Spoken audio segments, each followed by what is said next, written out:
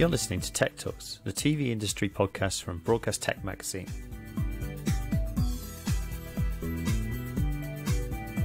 My name's Jake Bickerton and I'm the editor of Broadcast Sport and Broadcast Tech magazines. This episode of the Broadcast Tech Talks podcast is with Jamie Hindhaugh, COO of BT Sport, and Sam Kemp, Products and Devices Tech Director at EE and BT. And we're here to talk about the match day experience that BT Sport and EE have rolled out over recent weeks. It enhances live matches with a series of immersive features, including AR insights and behind-the-scenes stadium tours, access to BT Sport's Watch Together function, and a new 360-degree pitch view, essentially enabling you to watch the game from any angle you like. But rather than me telling you a lot more about it and probably getting a lot wrong, I'll hand over maybe first to Jamie, who can tell us a little bit about what exactly match day experience is. Yeah, okay. Morning, Jake. So match day experience very much is a sign of the times, but also builds on BT Sport's rich innovation history, which you've heard me say many times before, which is a very simple editorial strategy of taking people to the heart of sport. So where we were first with 4K, taking people, giving them better picture quality, first to 8K, first to Dolby Atmos, bringing the sound of the stadium into their home. We were looking at opportunities that I'll let Sam talk about around the capabilities of new platforms, actually, and new functionality that could allow us to enhance the experience for our audiences at a time when you can't physically go to a game or go to a game with your friends. And what we wanted was to build together a portfolio of products that, when all used together, really do transport you to the heart of the action at our main Premier League game at 12:30. You know, from building on previously we had 360 4K. We've built out on that using 8K, which means the picture quality is better, but you can also pinch and zoom, for instance. And you talked about a Watch Together, which you can go with 3 of your friends virtually to the game. It's all synced up, so you can watch the game together, see the reactions, have that banter. And then the AR side actually is really, really interesting, because especially the stadium experience, because it actually takes fans into parts of the stadium they couldn't even go if they were going to a game. And then there's one that you didn't mention, which is our manager mode, which is AR graphics overlaid on the live feed. So very gameish, actually, but it tells you speed, it tells you players, supers, things like that. So that collective was all really important. But I think the key thing, and where this goes in with Sam, is partnering with EE was absolutely critical, looking at the capabilities of the devices, and also, you know, future-proofing with 5G rolling out, what these products could really bring to our audiences. That management mode, actually, that's real-time graphics, is it, that you're enabling there? Yes. Right. Yes, real-time graphics overlaid on the live feature, so it's actually a separate feed available of the game. Right, okay. We'll come back and talk a little bit more about that, because the clip I've seen of it looks, you know, super impressive. Anyway, Sam, do you want to talk a little bit about EE's involvement here? Yeah, fantastic. So look, I think, as Jamie mentioned, the collaboration or partnership with EE has been incredibly important. And I think that starts right back to, you know, we were the first to launch a 5G network back in May 2019.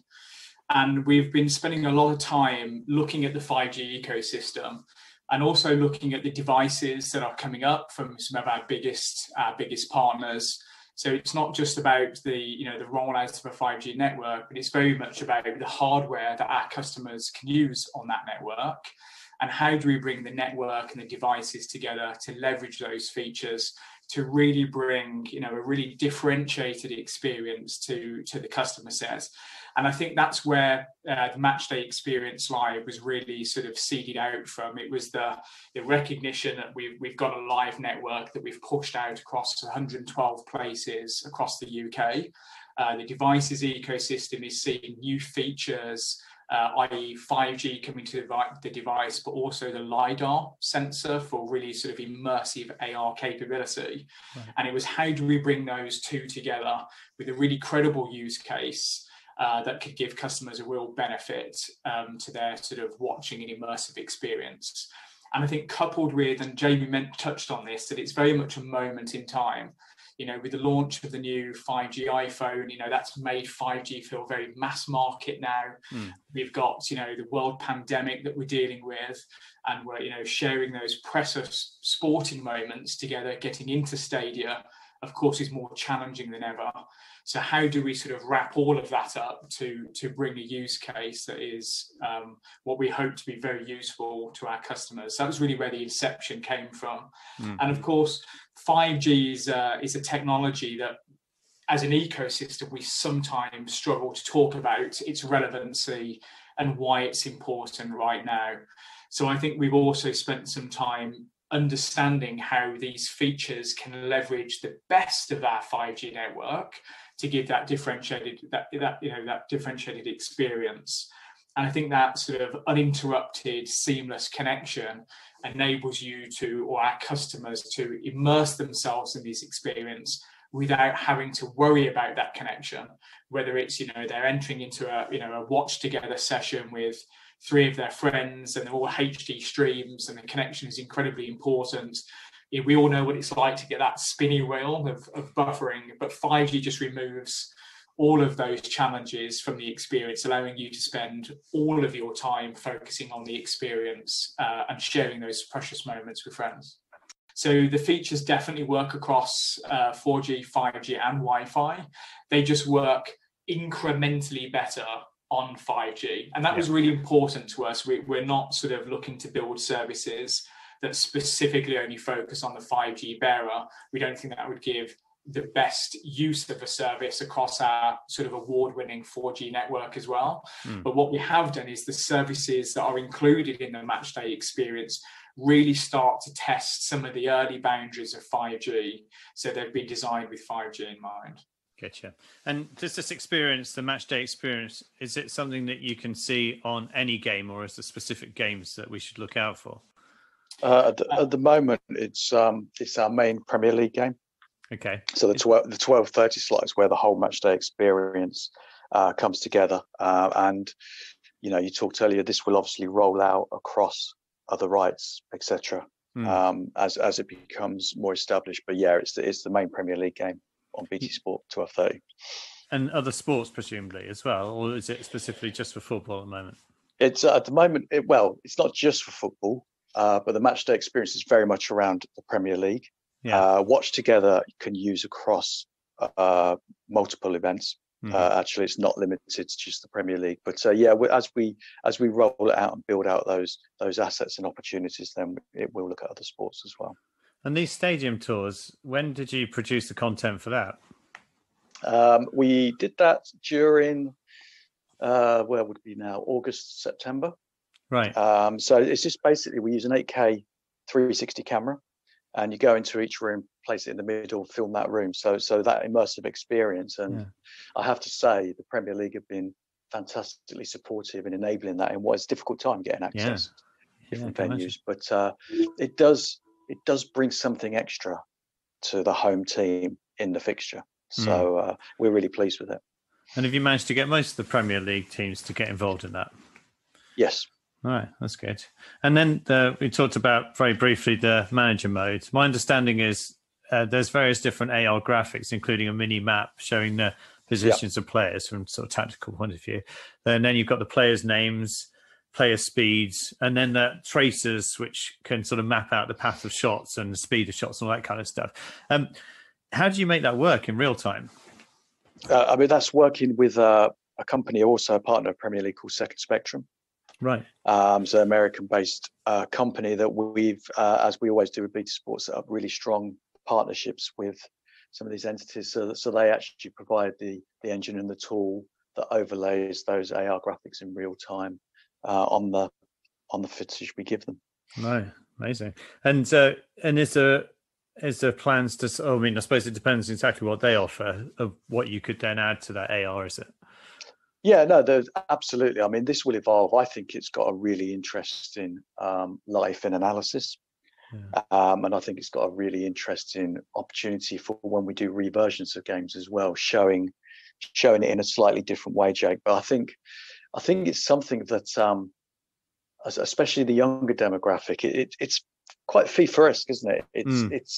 It's giving you a lot of information at the same time, and some of the interesting facts, how fast someone's running. It really helps you understand how a forward gets past the defender when you look at the speed they're moving or the speed of the ball. And the 360 8K stuff, presumably the manager mode isn't on the 360 degree sort of pinch view thing. It's on a separate view, is it? Yes, you're assuming right there. Yeah, the 360 is 3 to 5 cameras, so we're offering curated feeds as well as going to different feeds. And what we have done is we did it first in 2017, but we've made it a standard now, which is have an AR jumbotron. So whichever camera you go to, you can still look up and follow the game, which is really, really important. But I mean, could it be overlaid onto it? Potentially, yes. It's actually a lot harder to do that, but we're looking at different. I mean, you may have seen that the Everton game we used a wire cam, which films, instead of your camera one panning left to right, it moves from left to right. So how you look at FIFA. So I'm really interested in that, and about how if you overlay these AR graphics onto that feed, it gives you a really different look and feel. But yeah, it's exciting stuff. Yeah. How long is it taking you to develop it? Obviously, there's some partners involved and sort of getting everything together. There's the 5G side of it and making sure that that's sort of fully enabled everywhere. And then there's the technology of the phones themselves or whichever platform you're using. So, how long has it sort of taken from concept through to completion? It's in various different pockets. So first worked with Sam and the team back in 2018 when we did the world's first outside broadcast over 5G with EE. So we were looking at a watch together. We actually run a tech innovation forum every 2 years, encouraging SMEs to get involved, as you will know. I think you at one. Oh, is that there? Yeah. And so they, CNIC, who provide the watch together function, actually was successful about 2.5, 3 years ago now, I think it was. But there's been a lot of work in being able to sync up the picture with the audio, with the video of your friends. So that was a bit more. And when Sam come and spoke to us about the opportunities around the platform, where EE wanted to get involved, and of course talking about how we evolve and learn what we can do with 5G. This is when the existing roadmap, which we had 8K VR and watch together, was overlaid with the stadium experience and the manager mode. Because what we wanted to do was to put together a portfolio of products that complemented each other, that recognised the sign of the times. And Sam's absolutely right. You could do this on 4G, but actually 5G is a game changer for me in allowing our audiences to access our content. And I see this as the start of a really strong partnership with Sam and EE. Obviously, once lockdown's finally sort of lifted, people can go back to stadiums again. Is this type of innovation still as applicable then? I think it is as applicable. I think, let's be honest, if I was travelling to the stadium, I'm having my pre-match beer, sat in my seat, to be able to look around the stadium while I'm sat there, to be able to overlay onto the actual pitch the AR highlights at halftime. To be able to look at those different angles. And what's really interesting, of course, is we can start creating a return path as well. So we know what people are looking at the stadiums. But, one of the challenges I really face is to really truly take people to the heart of sport. How do they feel that they're part of the conversation, what's happening in the stadium? So yeah, absolutely, completely relevant. Just building on Jamie's point there as well, that sort of digestion of data is we know is incredibly important to a whole myriad of different people, whatever they're consuming, whether it's sport or social media content. And exactly to Jamie's point, having the ability to put the match day live AR live stats on your lap whilst watching a game is practically a second screen to your viewing experience. So in that downtime, sports fans are able to kind of immerse themselves in more data, which enriches the conversation, sparks more debate, and can really aid that stadium experience. So I'm really excited to see people how they use these new features and sort of incorporate it into their sporting experience. And so, one of the things I noticed as well on the press release is that one of your plans to roll out quite soon is Dolby Atmos as well in this match day experience. That sounds like potentially very interesting. Would you need some special kit to be able to take advantage of that? It depends on the feed. There's a lot of technology in the background around the platforms and enabling that. Yeah. But the end user product, the headphones, they're pretty standard. Right. So you could be just having a pair like this and get that proper immersive audio. You could have a pair that look as good as yours do, Jake. That's good to hear. We believe that this is one of the first applications that will have Dolby Atmos all the way through from broadcast into the application, the playback, and then also into some specific headphones that are available on the market. And I think with Apple as well, they've also released a feature called spatial audio, which is an algorithmic technology, which, as you move your head, it's like moving your head at the stadium. So if you move the sounds to your left ear and you move to the left, it gets louder. And I think, to Jamie's point, that is going to enrich that experience beyond belief from an audio perspective. So you could just imagine someone commuting, watching match day live, on the bus, connected via 5G with no connection issues, with the best sound in the business. I'd absolutely encourage your listeners to get out and try and use some of these features. I think they give that real sort of intimate access to some of the most amazing parts of sport. So enjoy.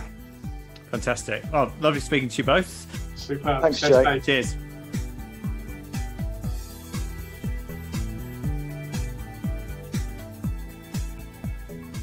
I hope you enjoyed this episode of the Broadcast Tech Talks podcast.